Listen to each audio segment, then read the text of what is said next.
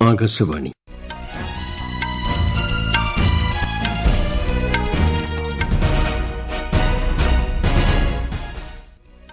നമസ്കാരം. വാർത്തകൾ വായിക്കുന്നത് തുളസീദാസ് പരമേശ്വരൻ. പ്രധാന വാർത്തകൾ. രണ്ടാം ഘട്ട ലോക്സഭാ തെരഞ്ഞെടുപ്പിനായുള്ള വിജ്ഞാപനം തെരഞ്ഞെടുപ്പ് കമ്മീഷൻ പുറപ്പെടുവിച്ചു. കേരളം ഉൾപ്പെടെയുള്ള സംസ്ഥാനങ്ങളിലാണ് രണ്ടാം ഘട്ടത്തിൽ വോട്ടെടുപ്പ്. സംസ്ഥാനത്ത് നാമനിർദ്ദേശ പത്രികകൾ സ്വീകരിച്ചു തുടങ്ങി. ഏപ്രിൽ 4 പത്രിക സമർപ്പിക്കുവാനുള്ള അവസാന തീയതി. ഒന്നാം ഘട്ടത്തിൽ വോട്ടെടുപ്പ് നടക്കുന്ന ലക്ഷദ്വീപിൽ നാമനിർദ്ദേശ പത്രികകളുടെ സൂക്ഷ്മ പരിശോധന പൂർത്തിയായി. തൊഴിലുറപ്പ് പദ്ധതിയുടെ പ്രതിദിന വേതനം പുതുക്കി കേന്ദ്ര സർക്കാർ വിജ്ഞാപനം പുറത്തിറക്കി. കേരളത്തിൽ പുതുക്കിയ വേതനം 346 രൂപ. അന്ത്യ അത്താഴ സ്മരണയിൽ ഇന്ന് പെസഹ വ്യാഴം. സംസ്ഥാനത്തെ ക്രൈസ്തവ ദേവാലയങ്ങളിൽ ശുശ്രൂഷാ ചടങ്ങുകൾ പുരോഗമിക്കുന്നു. IPL ക്രിക്കറ്റിൽ ഇന്ന് രാജസ്ഥാൻ റോയൽസ് ഡൽഹി ക്യാപിറ്റൽസിനെ നേരിടും. വാർത്തകൾ വിശദമായി. കേരളം ഉൾപ്പെടെയുള്ള സംസ്ഥാനങ്ങളിലെ ലോക്സഭാ തെരഞ്ഞെടുപ്പിനായുള്ള വിജ്ഞാപനം തെരഞ്ഞെടുപ്പ് കമ്മീഷൻ പുറപ്പെടുവിച്ചു. 12 സംസ്ഥാനങ്ങളിലെയും ജമ്മുകശ്മീരിലെയും 89 മണ്ഡലങ്ങളിലാണ് രണ്ടാം ഘട്ടത്തിൽ വോട്ടെടുപ്പ് നടക്കുക. നാമനിർദ്ദേശ പത്രിക ഇന്നു മുതൽ സ്വീകരിച്ചു തുടങ്ങി. ഏപ്രിൽ 4 വരെയാണ് പത്രിക സമർപ്പിക്കുവാനുള്ള അവസരം. നാമനിർദ്ദേശ പത്രികകളുടെ സൂക്ഷ്മ പരിശോധന 12 സംസ്ഥാനങ്ങളിൽ ഏപ്രിൽ 5-നും ജമ്മുകശ്മീരിൽ ഏപ്രിൽ 6-നും നടക്കും. വോട്ടെടുപ്പ് ഏപ്രിൽ 26-നാണ്.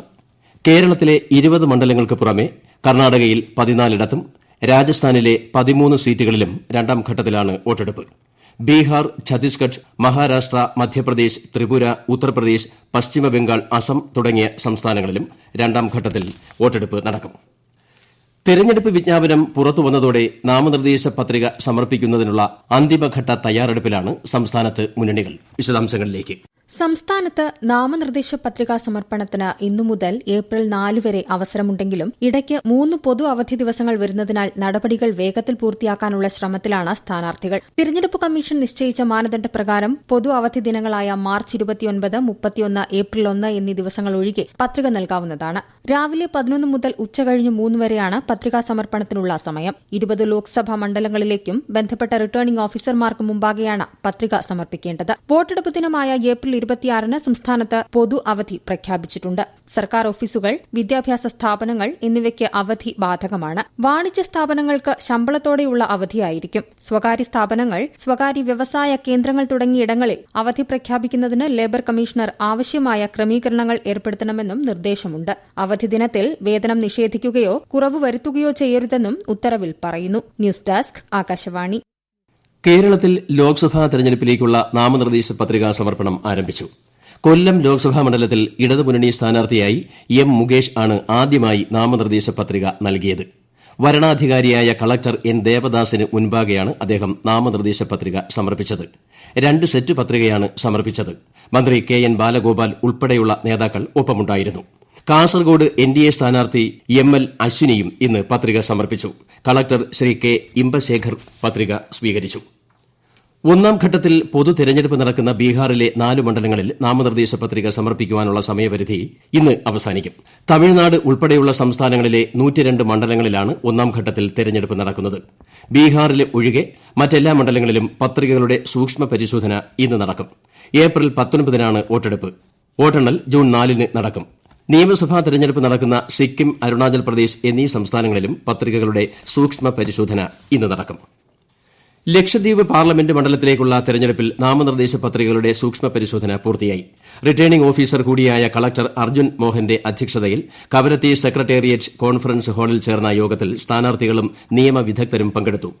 NCP ശരത് പവാർ പക്ഷ സ്ഥാനാർത്ഥിയായി നിലവിലെ MP Muhammad Faisal, Indian National Congress സ്ഥാനാർത്ഥിയായി ഹംദുള്ള സെയ്ദ്, NCP അജിത് പവാർ പക്ഷത്തുനിന്നും NDA സ്ഥാനാർത്ഥിയായി കടമത്ത് ദ്വീപ് നിവാസിയായ യൂസഫ് സഹാഫി, സ്വതന്ത്ര സ്ഥാനാർത്ഥിയായി കൽപ്പേനി ദ്വീപ് സ്വദേശി K. കോയ എന്നീ 4 സ്ഥാനാർത്ഥികളാണ് നാമനിർദ്ദേശ പത്രിക സമർപ്പിച്ചിരിക്കുന്നത്.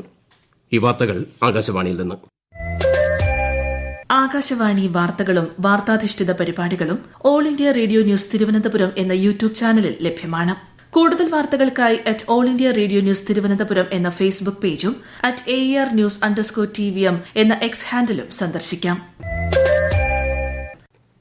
മഹാത്മാഗാന്ധി ദേശീയ ഗ്രാമീണ തൊഴിലുറപ്പ് പദ്ധതിയുടെ 2024-25 കാലയളവിലെ പ്രതിദിന വേതനം പുതുക്കി കേന്ദ്ര സർക്കാർ വിജ്ഞാപനം പുറത്തിറക്കി.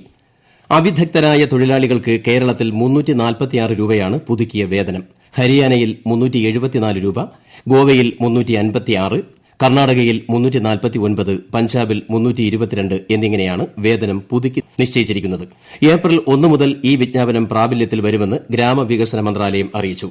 ഇതിനു മുൻപ് കഴിഞ്ഞ വർഷം മാർച്ചിലാണ് വേതനം പുതുക്കിയത്. ആർമി കമാൻഡേഴ്സ് കോൺഫറൻസ് 2024 ന്യൂഡൽഹിയിൽ തുടക്കമായി. ഹൈബ്രിഡ് മോഡിലാണ് ഇക്കുറി സമ്മേളനം സംഘടിപ്പിച്ചിരിക്കുന്നത്.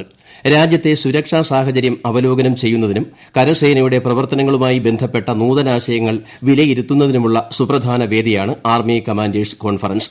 സമ്മേളനത്തിന്റെ ആദ്യ ദിനമായ ഇന്ന് കരസേനാ മേധാവി ജനറൽ മനോജ് പാണ്ഡെ കരസേനാ കമാൻഡർമാരുമായി സംവദിക്കും.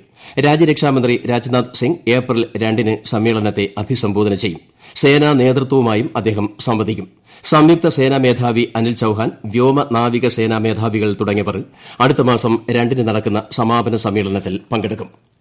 യുക്രൈൻ വിദേശകാര്യമന്ത്രി ദിമിത്രോ കുലേബ 2 ദിവസത്തെ സന്ദർശനത്തിനായി ഇന്ന് ന്യൂഡൽഹിയിൽ എത്തി. ഇന്ത്യൻ വിദേശകാര്യമന്ത്രി എസ് ജയശങ്കറിന്റെ ക്ഷണപ്രകാരമാണ് അദ്ദേഹം രാജ്യത്ത് എത്തിയത്.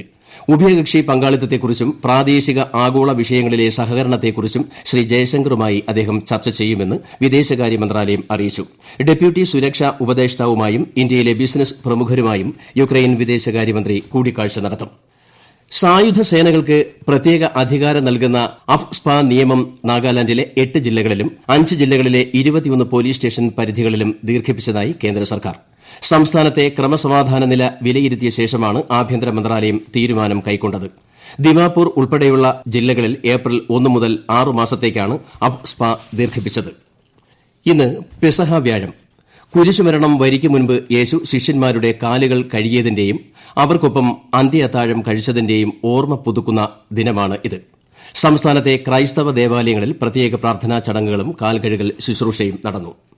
ജെഇഇ മെയിൻസ് പരീക്ഷയുടെ 2ാം സെഷനിൽ പങ്കെടുക്കുന്ന അപേക്ഷകർക്ക് പരീക്ഷാ കേന്ദ്രം സംബന്ധിച്ച അലോട്ട്മെന്റിനായി national testing agency advance intimation slip പുറത്തിറക്കി. അടുത്ത മാസം 4 മുതൽ 12 വരെയാണ് ജെഇഇ മെയിൻസിന്റെ 2ാം സെഷൻ പരീക്ഷ നടക്കുന്നത്. രാജ്യത്തുടനീളം 319 നഗരങ്ങളിലായി പരീക്ഷാ കേന്ദ്രങ്ങൾ സജ്ജീകരിച്ചിട്ടുണ്ട്. ഇന്ത്യയ്ക്ക് പുറത്ത് 22 നഗരങ്ങളിലും പരീക്ഷാ കേന്ദ്രങ്ങൾ സജ്ജമാണ്.